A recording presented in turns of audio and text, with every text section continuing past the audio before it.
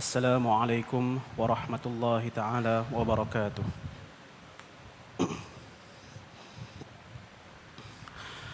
A'udzubillahi minasyaitonir rajim. Bismillahirrahmanirrahim. Alhamdulillahi rabbil alamin. Wassalatu wassalamu ala asyrafil anbiya'i wal mursalin sayyidina wa maulana Muhammad wa ala alihi wa sahbihi ajma'in. Subhanaka la ilma lana إلا ما علمتنا إنك أنت العليم الحكيم ولا حول ولا قوة إلا بالله العلي العظيم اللهم ذكرني مما نسيت وعلمني مما جهلت اللهم إني استودعتك ما علمتني فاردده إلي عند حاجتي إليه ولا تنسني يا رب العالمين أما بعد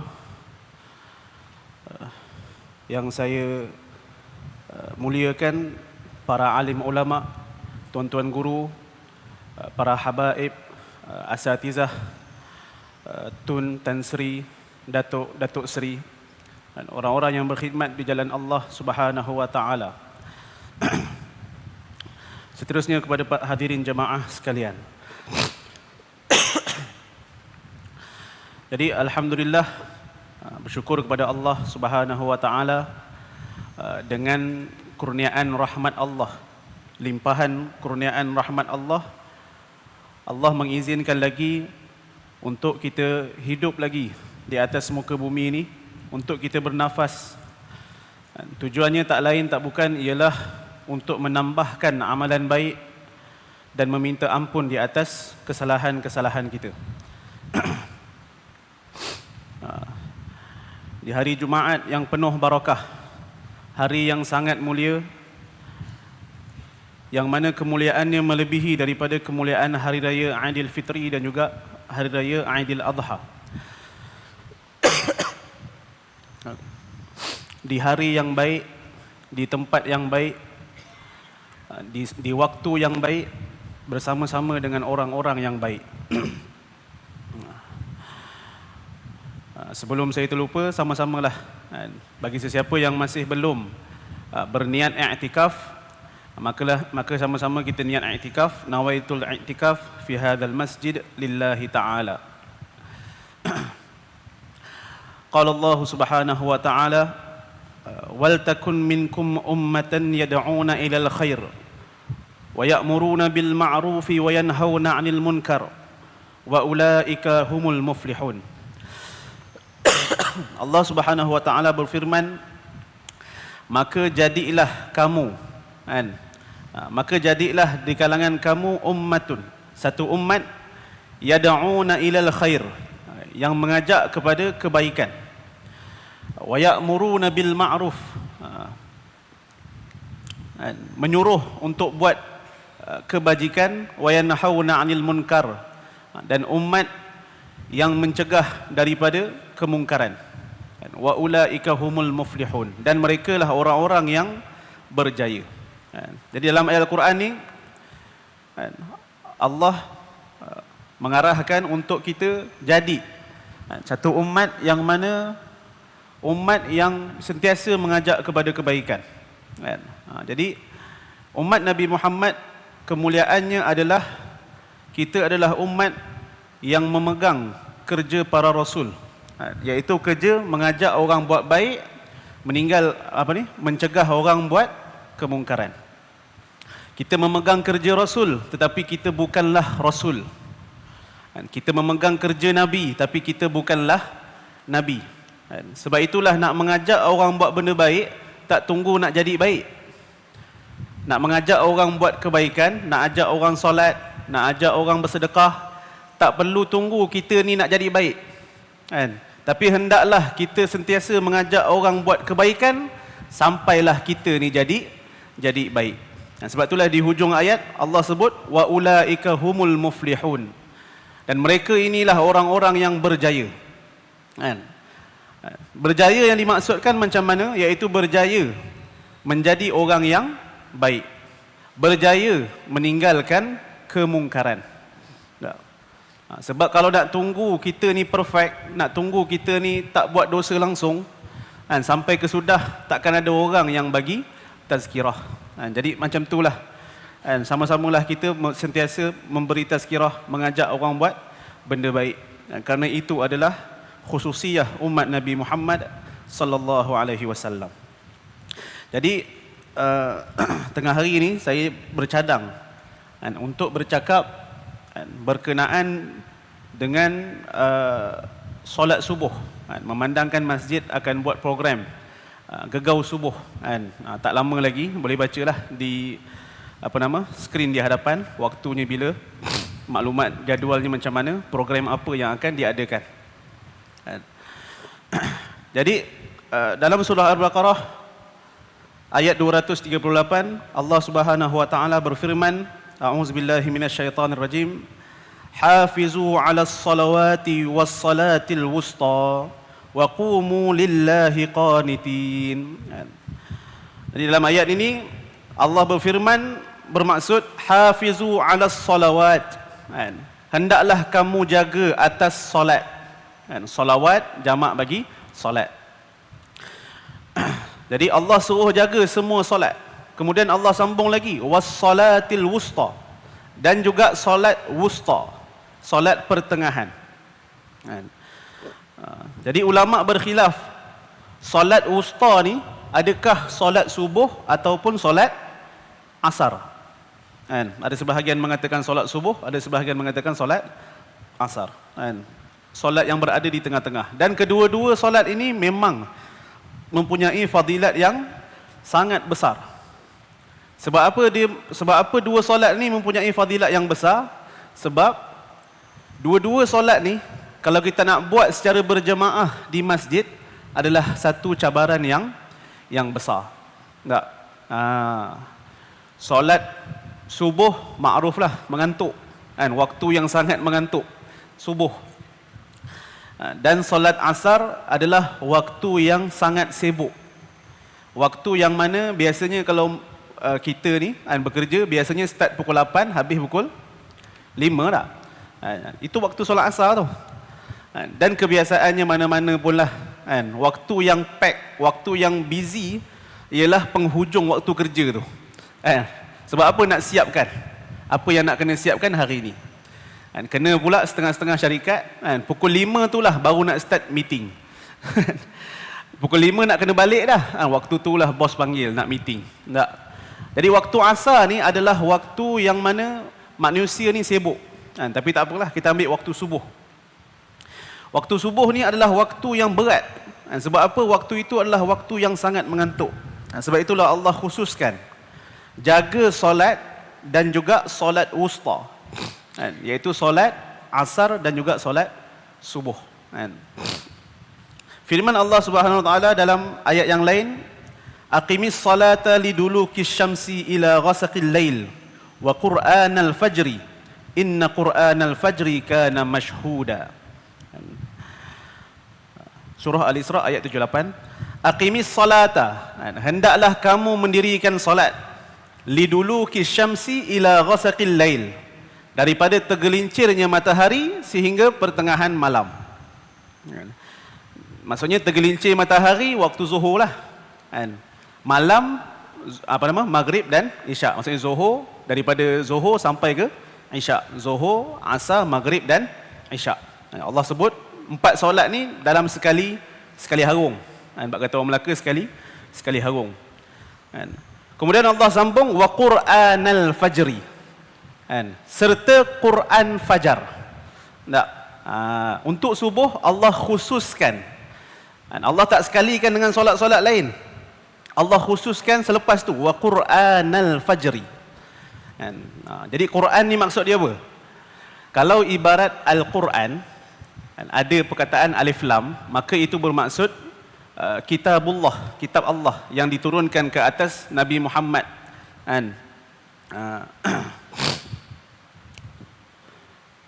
Jadi kalau sebut kata Al-Quran, ya betul, itu adalah kitab Allah yang diturunkan ke atas Nabi Muhammad. Tapi kalau sebut kata Qur'ana, bukan Al-Quran tapi Qur'anal Fajri, maka maksudnya adalah bacaan. Maksudnya segala bacaan yang dibuat pada waktu subuh, solat dalam dia ada bacaan. Istighfar ialah bacaan. Kalimah thayyibah juga bacaan. Kan? Maksudnya Allah khususkan untuk pagi ni bukan kata solat sahaja. Kan? Semua bacaan yang dibuat di dalam waktu subuh tu, inna Qur'anal fajri kana mashhuda. Sesungguhnya bacaan-bacaan pada waktu subuh itu kana mashhuda, adalah disaksikan. Kan? Apa maksud disaksikan? Maksudnya disebut dalam hadis Nabi SAW, sesungguhnya kan, malaikat, kan, malaikatun bil laili wa malaikatun bin nahar yajtami'una fi salati subhi. Kan, malaikat yang berada pada waktu siang, malam, kan, malaikat yang berada pada waktu malam dan malaikat yang berada pada waktu siang, dua-dua malaikat ni, dua-dua ni berhimpun pada waktu subuh. Tak, mereka menyaksikan segala amalan-amalan kita. Tak, maka kalau kita berzikir, maka malaikat-malaikat akan ikut sekali berzikir. Kan? Kalau kita baca Al-Quran, maka malaikat akan mendengarkan bacaan Al-Quran. Kalau kita berdoa, maka malaikat akan aminkan bacaan doa kita. Tak? Jadi jadi itulah kemuliaan waktu subuh yang disebutkan di dalam ayat Al-Quran.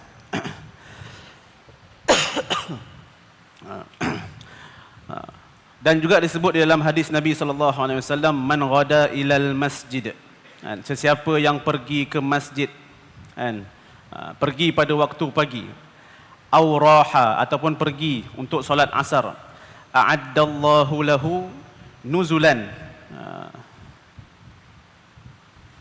nescaya Allah akan sediakan baginya nuzulan, hidangan, fil jannah, di dalam nuzulan kullama ghada aw raha, dan Allah akan sediakan dia hidangan setiap kali dia pergi untuk pergi solat subuh dan juga untuk solat asar.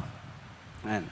Maka Allah menjanjikan hidangan, dan sesiapa yang solat subuh maka Allah akan sediakan bagi dia hidangan. Ataupun sebahagian penterjemah lain mengatakan bahawasanya nuzulan ini bermaksud mahligai ataupun tempat persinggahan. Kan? Allah akan sediakan baginya satu tempat persinggahan di syurga. Kan? Setiap kali dia pergi ke solat subuh, dia pergi ke solat asar, maka Allah akan memberikan dia, Allah akan menyediakan dia satu tempat tinggal, kan? Persinggahan di dalam syurga. Kan? Jadi yang nak bagi ni Allah. Kan? Bila yang nak bagi ni Allah, maka mafhumnya tempat tinggal yang Allah akan sediakan adalah tempat tinggal yang sangat mewah. Tak? Kita kalau ahli parlimen, tak? Ahli parlimen janji nak bagi kita rumah, kan? Maka ahli parlimen mampu bagi takat ahli parlimen lah. Kan? Kalau yang nak bagi tu menteri besar, kan? Menteri besar nak bagi rumah, kan? Maka takat rumah yang kita dapat tu takat level menteri besar lah. Kan? Kalau yang nak bagi rumah tu siapa dia? Perdana Menteri. Tak. Perdana Menteri nak bagi kita rumah, kan? Kalaulah Perdana Menteri itu bagi rumah yang kecil-kecil, malulah. Kan? Ini khusus nak bagi hadiah kat kita ni. Kan? Kalaulah yang nak bagi rumah tu agung nak bagi rumah, kan? Maka lagilah besar mahligai yang akan diberi. Tapi kat sini tuan-tuan, yang nak bagi rumah ini adalah Malikul Mulk, kan? Raja bagi segala raja, kan? Raja yang sebenar-benarnya. Tak? Raja yang sebenar-benarnya, maka dah tentulah yang akan diberi kepada kita adalah mahligai yang sangat besar di dalam syurga. Kan? Maka begitulah fadilat subuh. Kan? Kalaulah kita tahu fadilat subuh, maka kita akan berkejar-kejar untuk solat subuh, kan? Berjemaah. Kan? Tapi itulah kita ni duduk di dunia, kita tak nampak dengan mata kasar kita tentang fadilat-fadilat yang disebut. Kan? Sebab kita hanya faham yang boleh beli makanan, yang boleh bayar bil elektrik, yang boleh bayar bil air ni namanya duit. Kan? Maka duit ni lah benda yang paling berharga sekali dekat dunia ni, sewaktu kita hidup ni. Tak? Sebab itulah kalau kita sebut fadilat-fadilat macam ni, tidak boleh tidak, dia memerlukan kepada keimanan. Dia memerlukan kepada i'tiqad yang kukuh, kan? Tentang benda-benda yang dijanjikan oleh Allah Subhanahu wa taala.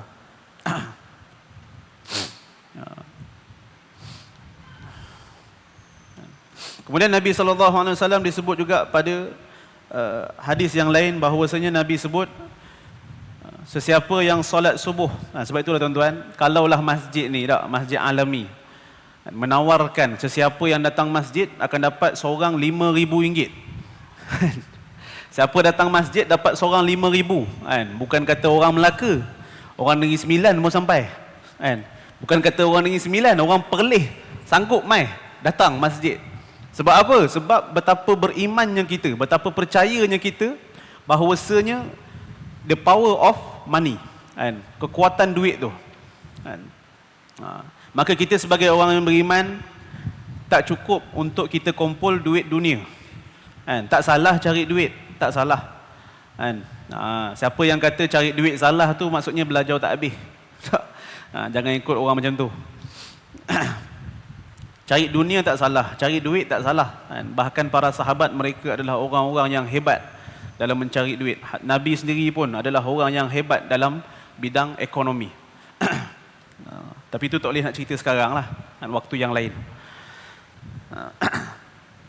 Cumanya tak cukup kita kumpul duit, kita juga kena kumpul duit akhirat, kan? Sebab duit kita kat dunia ni laku dekat dunia aja. Dekat akhirat tak laku dah. Kita kena pakai duit lain, kan? Nama duit tu pahala, kan? Maka sama-samalah kita kumpul pahala banyak-banyak, kan? Untuk kita berbelanja di akhirat nanti. Baik.